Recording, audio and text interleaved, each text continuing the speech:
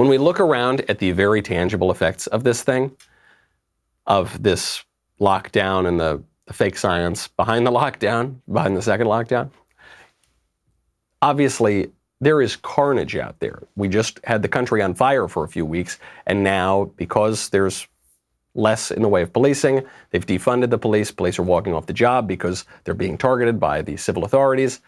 Crime is shooting through the roof. Well, AOC is not too worried about that. Even in New York, where the bullets are flying, she's saying, oh, don't worry about the violent crime. These are crimes of necessity.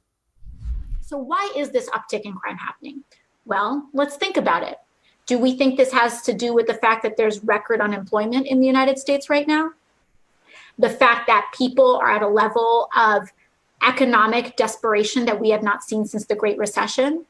Maybe this has to do with the fact that people aren't paying their rent and are scared to pay their rent. And so they go out and they need to feed their child and they don't have money. So you maybe they're put in a position where they feel like they either need to shoplift some bread or go hungry that night. That's what it is. This is Jean Valjean. This is Les Miserables, just trying to get a loaf of bread to feed their kids. Is that what's going on?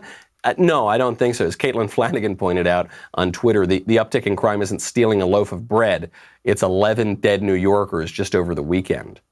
They were not killing the bread store owners so they could grab the bread. This is sick, violent crime. So people pointed this out, that these are not crimes of necessity. These are crimes of violent thug criminals. And AOC's response is, Republicans are all upset that I'm connecting the dots between poverty and crime. Well, I know most of them haven't experienced or seen these issues firsthand, but I have. This may be hard for them to admit, but poverty and crime are highly linked, both violent and nonviolent alike. I would like to take this moment to remind you all that AOC is a fraud who did not grow up in the Bronx like she pretends to. She grew up in the wealthier town next to my already wealthy town in Westchester, at that time one of the wealthiest counties in the United States. She is not Jenny from the block. She grew up in beautiful Yorktown Heights, where deer are prancing through the hills. She went to a very good high school and a very expensive private college. She does not know what this growing up in poverty and you're forced to steal a loaf of bread is like. Nowhere near it. Total fraud. Just like the whole rest of the left, which talks about this stuff. The premise here is that the cause of crime is not the evil that is lurking in man's heart, all of man's heart, because we're fallen creatures. The cause of crime is society. There's something broken in the system. And it all boils down, by the way, to money. So if you just inject a little bit more money into certain communities, if you just give some people money, they will not commit crimes. All of our experience of human history contradicts this very stupid idea and this very stupid understanding of human nature. But that's her belief, and frankly, she's getting a lot of support these days from the activists who have been burning down the country, who also share that premise. They are avowed, trained Marxists. She's getting that given to her. She's getting that support from leftist Democratic politicians, people sitting in Congress, her colleagues in Congress, major Democratic candidates, and she's even getting it from some squishy Republicans who want to go along with all of this so that no one criticizes them or calls them dumb or says that they don't understand the science that they themselves have absolutely no credibility on whatsoever. The science, by the way, which contradicts itself almost every single day, and then they pretend that they never issued any other guidance. The Republicans are giving in. Conservatives are giving in here. You know, fortunately, Trump has held pretty strong on this whole thing for now, but they're just wearing us down, wearing us down, wearing us down. And because I think sometimes we ourselves don't understand the politics. Luckily, Kayleigh McEnany does. You know, there are a few really well-placed people here, and Kayleigh McEnany is just incredibly good at her job. So White House press secretary comes out. She is asked questions about this AOC point on crimes of necessity. She doesn't give it one moment's acceptance. She smacks it down. We know that in Los Angeles, when they announced that they would be defunding their police department by $150 million, they basically immediately after, saw a 250% increase in homicides. When you have people out there like Representative Ilhan Omar saying we have to completely dismantle the police and police are a cancer, this is not how we should be talking about our heroes. It's not. Listen to her words there. She refers to our police officers, the people who protect us, as heroes. This is what you've got to do.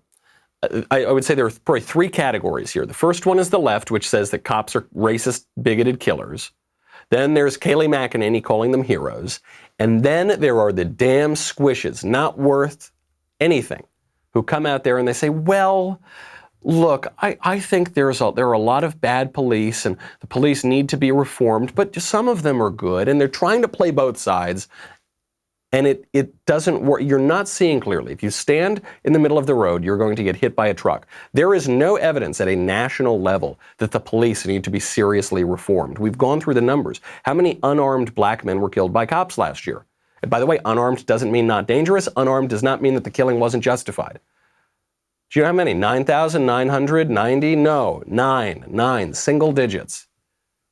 And how many of those killings were justified? If you can go through them one by one. Many of them were justified killings, where the guy's attacking the cops. She realizes that this battle has to be fought on clear terms. You see it in the question of the lockdowns. Well, maybe it can't hurt to shut down the economy again without really having an objective in mind, because we can't cure the virus and we're not going to totally stop its spread and we're not going to get herd immunity. But let's just shut down because people really seem to want us to shut down, and I don't want to be called dumb or hateful or accused of killing Granny. And I know that they changed their tune and they said it was perfectly fine to gather in large groups when they were tearing down George Washington, and now it's different. But hey, look, that's just the left. Hey guys, let's just meet in the middle. Come on, let's have it. There's no meeting in the middle on this. There's no meeting this is the battle. So pick a side or don't, remain neutral. But history doesn't look very kindly on those who remain neutral during times of great moral questions. Then Kayleigh McEnany, because she is so good at this, realizes that you can't just talk generally. You can't just talk about why AOC's point is abstractly wrong. She hones in on the daughters, the families of these cops who have been killed in the line of work after being vilified by the left and deprived of their own protection from the civil authority. This weekend in New York, you see a 1-year-old killed in his stroller. His name was DeVell Gardner Jr., and that 1-year-old will be in our prayers. Not only that, you see Officers Garza and Chavez. And to your question about how we should talk about the police and defund the police, a movement the president stands against, the two officers ambushed this weekend. One of them, Officer Chavez's daughter, wrote a very touching tribute online. She said, "Words cannot describe the pain I'm in, but I'm glad my dad is at peace. You are an amazing man, and anyone who ever came across you knew that.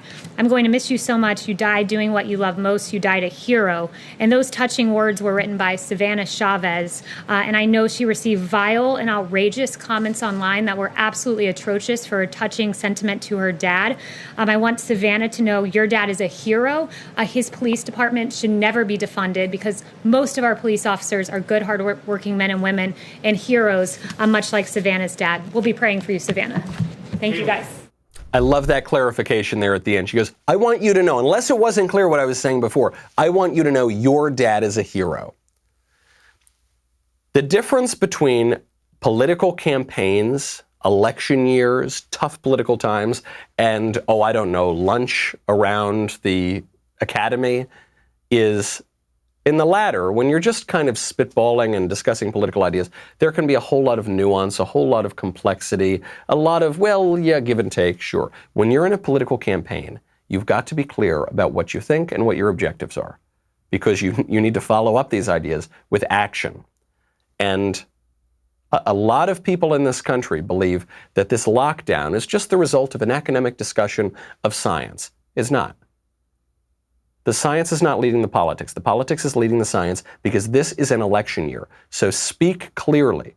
Know what this is about. This is not the time to bat around ideas and see what happens. This has stark consequences, and it will have very stark consequences for our country if every day that this second lockdown goes on. Joe Biden's chances of getting elected increase substantially. Every day that guy who can't string two words together is allowed to sit in his basement rather than campaign, his chances of winning increase. Every day the kids are not sent back to school, and their parents very likely are not able to go back to work, Joe Biden's chances of winning increase substantially. Every day that a Republican politician puts on a mask needlessly in public, Joe Biden's chances of winning increase substantially because you buy into his premises. This video is sponsored by BlinkSale, the revolutionary invoicing software for contractors and small businesses.